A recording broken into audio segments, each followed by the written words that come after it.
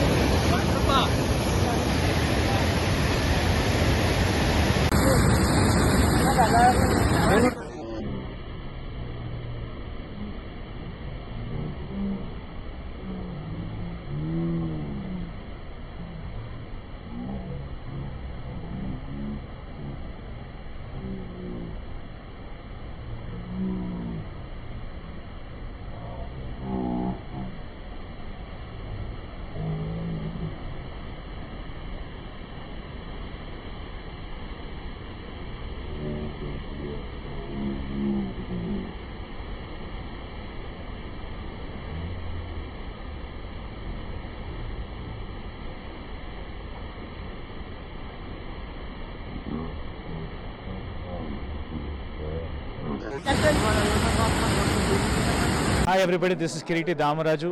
Like, share and subscribe to Syera TV.